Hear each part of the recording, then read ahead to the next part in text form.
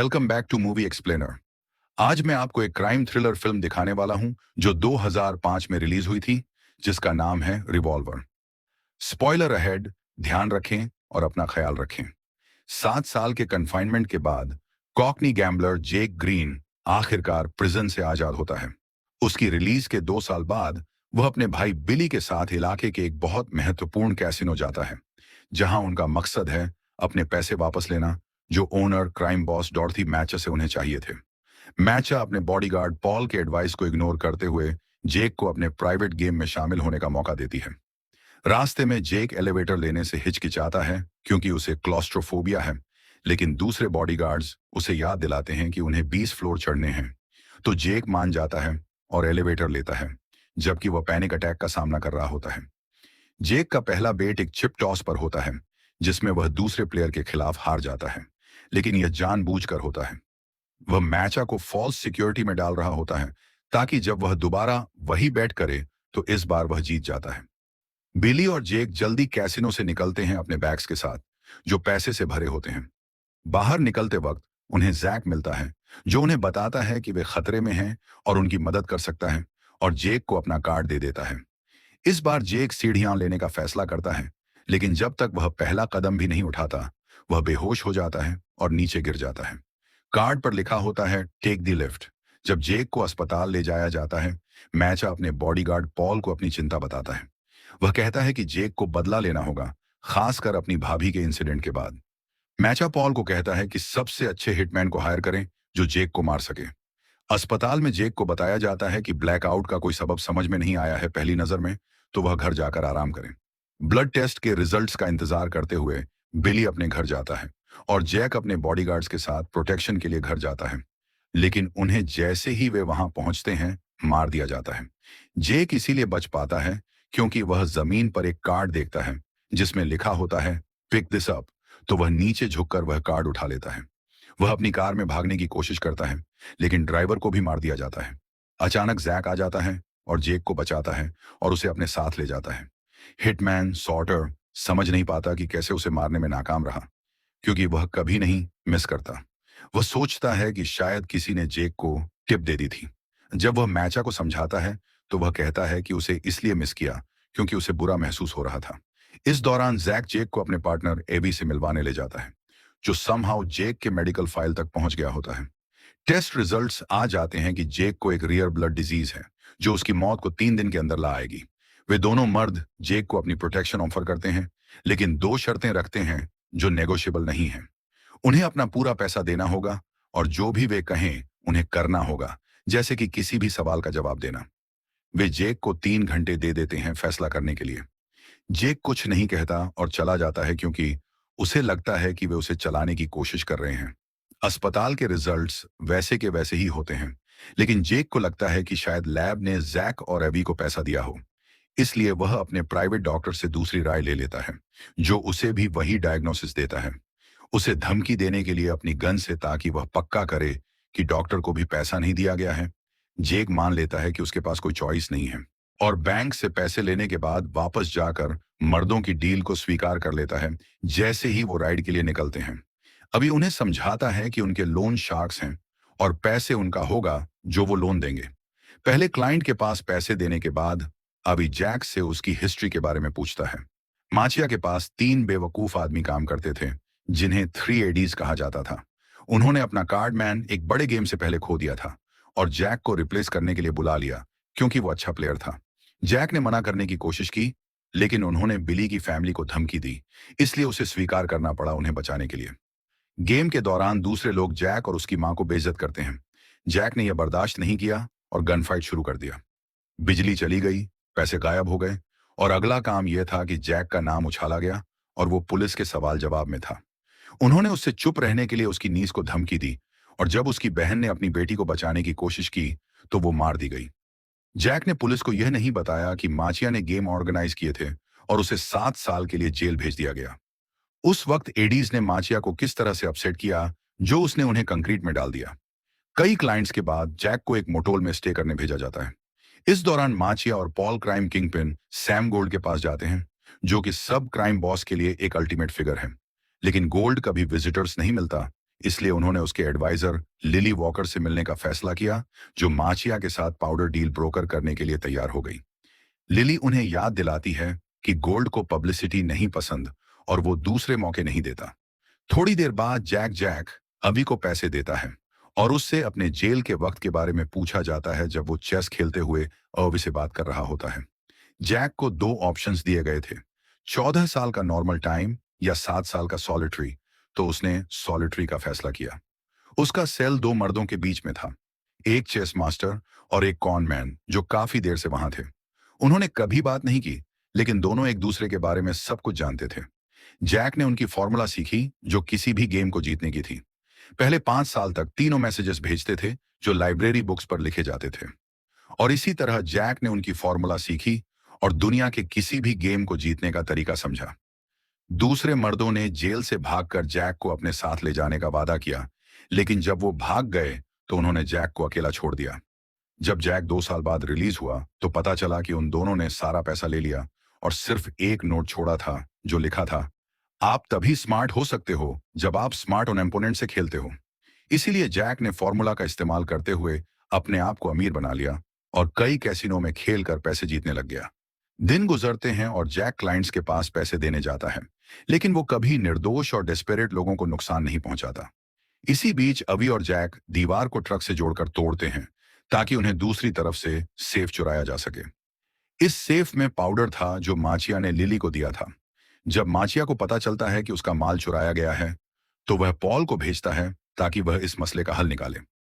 Paul अपने revolve tried kingpin Lord John के पास जाता है, जो पाउडर देने को तैयार हो जाता है, लेकिन बहुत ज्यादा दाम पर। जैक जैक अवी और उनका टीम होटल जाता है जहां एक्सचेंज होना था। वो एक कमरे में घुसकर दीवार में होल करते हैं और स्लीपिंग गैस इंजेक्ट करते हैं ताकि माचिया और जॉन के लोग सो जाएं। फिर वो पैसे और पाउडर चुराकर इस तरह से फ्रेम करते हैं कि माचिया ने जॉन का माल चुराया हो और उसने भी माचिया का माल चुरा लिया।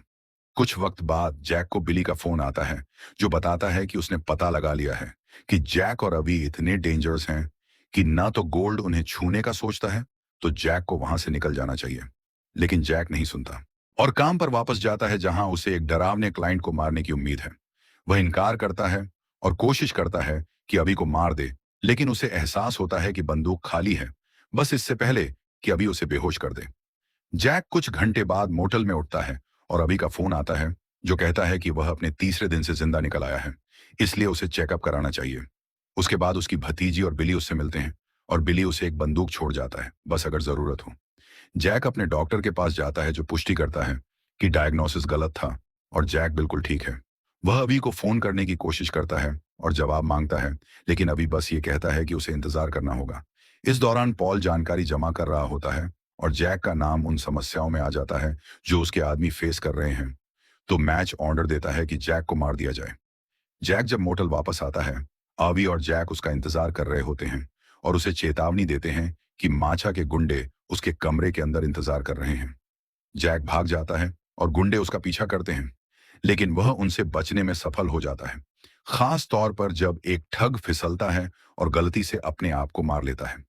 दूसरे अपराधी लाश को देखकर समझते हैं कि जैक ने यह काम किया।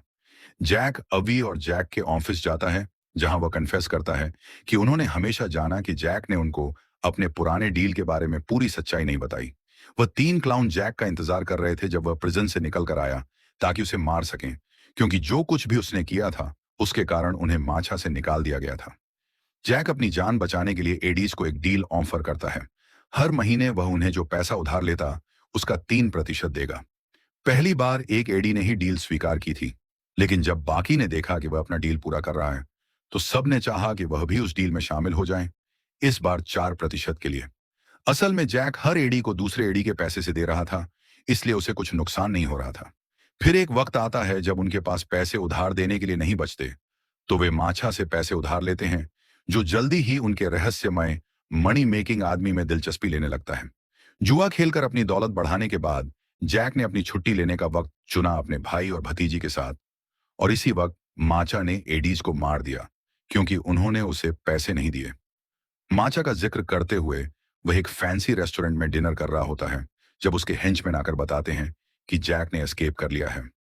वह सोटा जॉन की प्रेमिका को वेट्रेस समझकर मार देता है, लेकिन उसकी शूटिंग अब भी गलत होती है और वह उसे मार नहीं पाता, सिर्फ चोट पहुंचाता है। मरने से पहले वह औरत माचा का उंगली निकाल देती है इस दौरान शोर शराबे में। फिर सॉर्टर को लॉर्ड जॉन के हाइडआउट में भेजा जाता है ताकि वह उसे और उसके आदमियों को मार सके।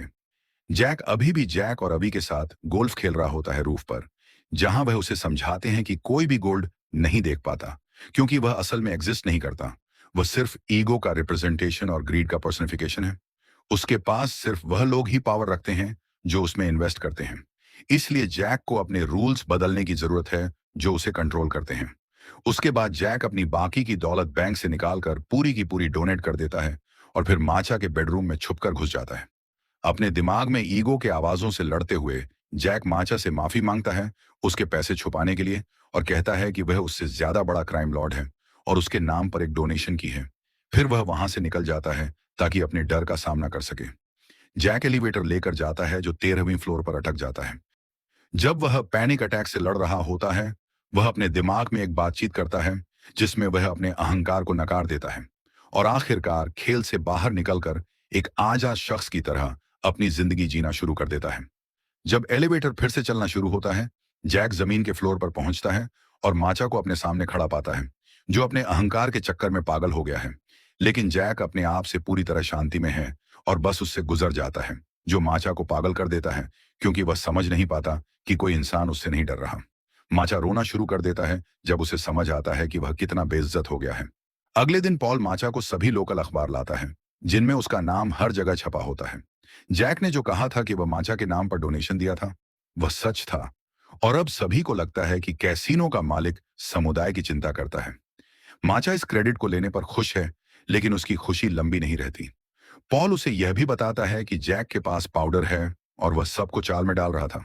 पॉल सॉर्टर और बाकी माचा के हेंचमैन बिली के पास जाकर उसकी बेटी को अलमारी में छुपाने की कोशिश करते हैं, जब वह समझ जाता है कि उसके बॉडीगार्ड ने उसका साथ दिया है। जब वे इसे पता लगा लेते हैं तो वे उसे मारपीट करते हैं और पूछते हैं कि जैक और पाउडर कहाँ हैं। पॉल के तरीके तेज हो रहे होते हैं और सॉर्टर को बेचैनी महसूस होती है, खासकर जब वह लड़की को अलमारी से निकालकर रोने पर मजबूर करते हैं। बच्चे को नुकसान न पहुंचाने के लिए सॉर्टर अपने अहंकार को नकारता है और अपने हेंचमैन को मार देता है, लेकिन एक गलती कर जाता है और खुद भी मारा जाता है। इस दौरान माचा को लिली का दौरा होता है। वह उसे एक माला भेजती है जो गोल्ड ने भेजी होती है, जो माचा का नाम अखबारों में देखकर खुश नहीं है, क्योंकि उसे पब्लिसिटी पसंद नहीं है। लिली उसे यह भी बताती है कि माचा का वक्त खत्म हो चुका है और उसे दूसरा मौका नहीं मिलेगा, जो उसे फिर से पैनिक करने पर मजबूर कर देता है। एवी और जैक पाउडर को माचा के कैसीनो ले जाते हैं, जहां एवी आखिरकार जैक को शतरंज में हार लेता है और कहानी के आखिरी पहलू का इजहार करता है। वह और जैक जैक के सेल्स के पास वाले सेल्स में थे और हमेशा चाहते थे कि वह उन्हें अपने साथ ले जाएं, लेकिन जैक सच्चाई को स्वीकार करने के लिए तैयार नहीं था। इसका मतलब यह था कि वे दोनों सिर्फ जैक की कल्पना का हिस्सा थे। अफसोस की बात है कि वह इस सब को समझने का वक्त नहीं पा सका, क्योंकि इसी समय कैसीनो के बॉडीगार्ड उसे माचा से मिलने ले जाते हैं, जो लड़की को अपने साथ लाया होता है। जब वह पाउडर के बैग जमीन पर डाल देता है, जैक अपनी भतीजी से कहता है कि सब कुछ ठीक हो जाएगा, जो माचा को और भी पागल कर देता है, क्योंकि जैक अब भी उससे नहीं डर रहा, चाहे वह उसे बच्ची पर बंदूक रखकर धमकी दे रहा हो। बेइज्जती की वजह से माचा के दिमाग में अहंकार की आवाजें यह फैसला कर लेती हैं कि जैक एक मरे हुए इंसान को नुकसान नहीं पहुंचा सकता। इसलिए वह बंदूक को अपने सिर के खिलाफ रखकर खुद को मार लेता है। सुनिश्चित करें कि आप सब्सक्राइब करें और नोटिफिकेशंस चालू करें ताकि आप और भी वीडियो देख सकें। देखने के लिए धन्यवाद।